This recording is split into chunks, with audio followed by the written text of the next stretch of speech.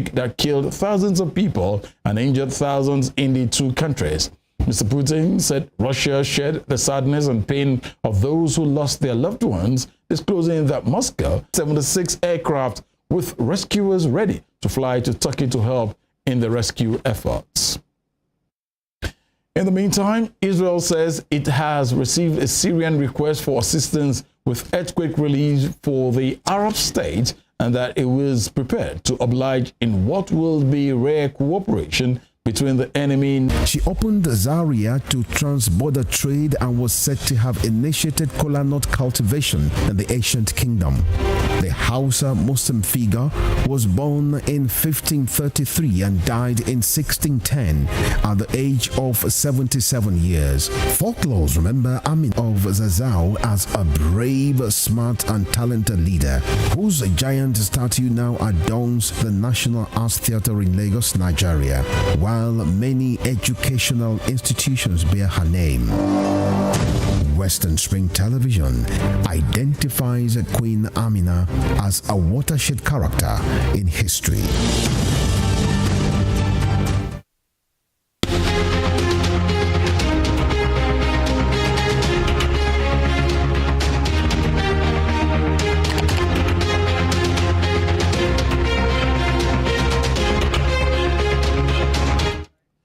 You're welcome back. And moving over to Asia, a senior leader of Taiwan's main opposition party, Kuomintang, will visit China this week and meet its top Taiwan policymaker amid continued military and political tensions between the two sides. China has, over the past 3 years, ramped up pressure on Taiwan to accept Chinese sovereignty, including staging regular military drills near the democratically governed island. In a statement, the party said its deputy chairman, Andrew Hsieh, will be in China on Wednesday and meet the newly appointed head of China's Taiwan's Affairs Office, Song Tao, in a rare high-level interaction between top politicians from Taiwan and China.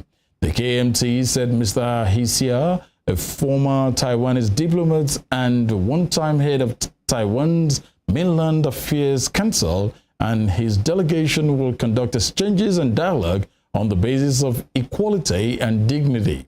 The Mainland Affairs Council said the KMT had informed it of the trip, adding that Taiwanese politicians who visit China should reflect the Taiwan people's insistence on maintaining democracy and peace and not enter into any authorized negotiations.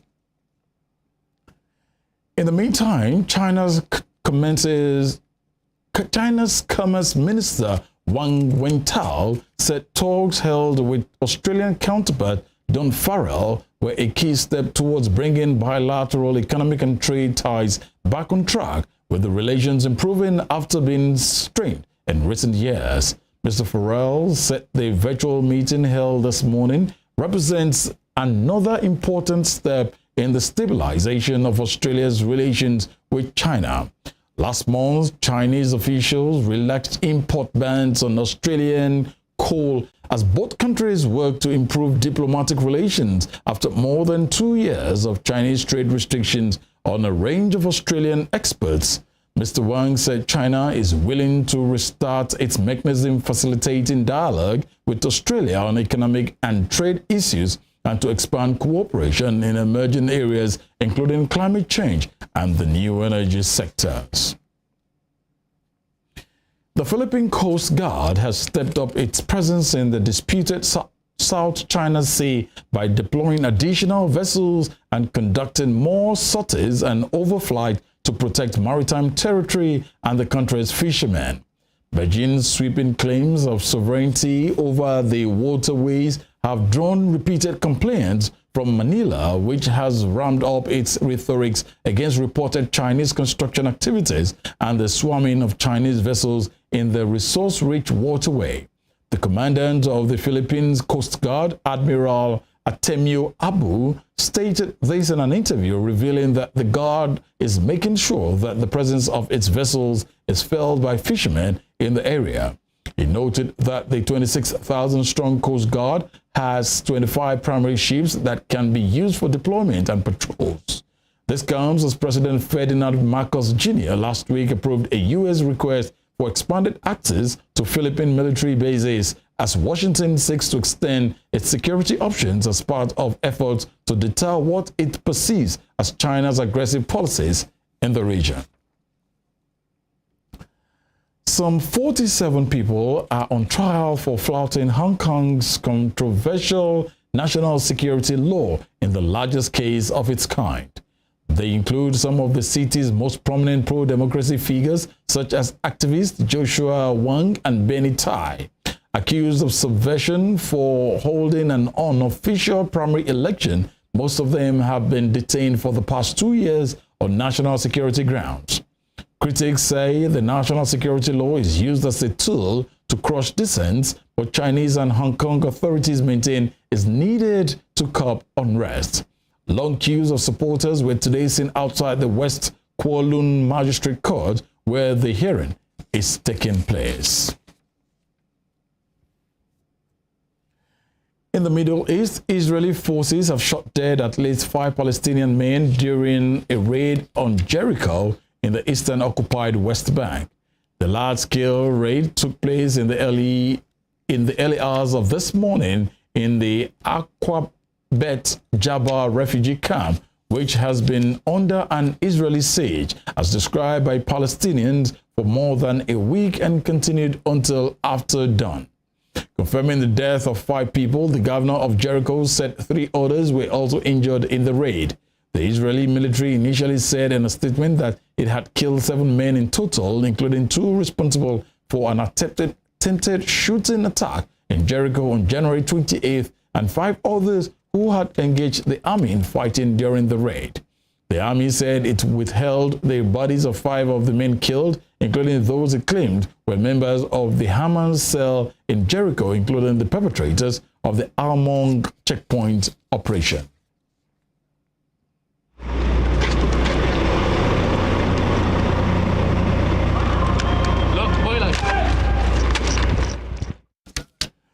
In the world of sport, the English Premier League has charged Manchester City with more than 100 breaches of its financial rules following a 4-year investigation. It has referred the club to an independent commission over alleged rule breaches between 2009 and 2018. It also accused City of not cooperating since the investigation started in December of 2018. In a statement, City said they were surprised by the charges and are supported by a body of irrefutable evidence. The Commission can impose punishments ranging from a fine and point deduction to expulsion from the Premier League. In the world of entertainment, Nigerian singer Tems has won the coveted Grammy Prize for her efforts on the track Wait For You alongside rapper Future and Drake. The track picked up the win in the Best Melodic Rap Performance category, beating DJ Khaled's Beautiful, Kendrick Lamar's Die Hard, amongst others. Compatriot Burna Boy, however, lost in his quest for a second Grammy trophy after being nominated in Best Global Album and Best Global Music Performance categories. Meanwhile, Beyoncé won a record-breaking 32nd Grammy Awards, while Harry Styles won Album of the Year at this year's ceremony in Los Angeles. Beyoncé made history as she won Best Dance Electronic Album for her euphoric dance opus Renaissance. In doing so, she overtook Hungarian-British conductor George Solti, whose record of 31 Grammy he has. Overall, Beyoncé won 4 prizes at the ceremony, but missed some of the early presentations after getting stuck in gridlocked downtown Los Angeles. Thank you so much. I'm trying not to be too emotional. I want to thank God for protecting me. Thank you, God. I'd like to thank my Uncle Johnny. I'd like to thank my parents, my father, my mother, for loving me and pushing me.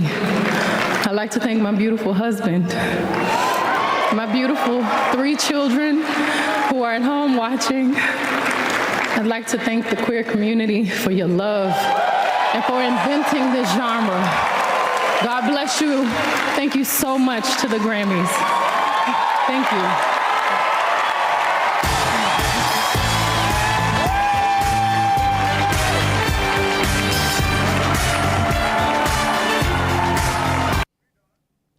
Also, Viola Davis also became the latest star to earn a coveted EGOT, a combination of an Emmy, a Grammy, an Oscar, and a Tony.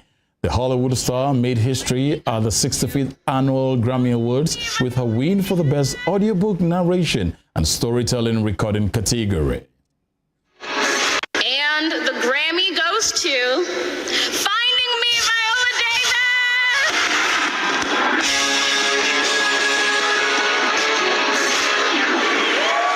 Oh my God.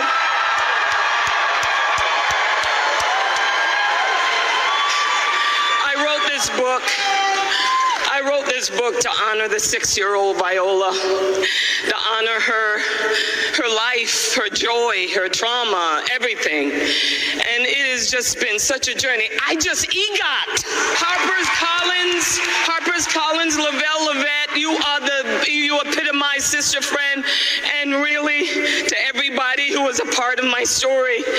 And the best chapter yet, my loves, Julius, Genesis, you are my life and my joy. You're the best chapter in my book. Thank you. We say congratulations to all the winners. Before we end Spring Global, here is a recap of our top stories. The Supreme Court has affirmed Senate President Ahmad Lawan as the authentic candidate of the All Progressive Congress APC Yobe North Senatorial District. The death toll in Turkey has risen to 1,498 according to the country's Disaster and Emergency Management Authority. A senior leader of Taiwan's main opposition party, Kuomintang, will visit China this week and meet the Chinese top Taiwan policymaker amid continued military and political tensions between the two sides. You can follow us on our social media handles on Facebook, Instagram, and Twitter at Western Spring Television. You can also watch us live on our YouTube channel at Western Spring Television. Thank you most sincerely for viewing. I am Tunde Ido. Good evening.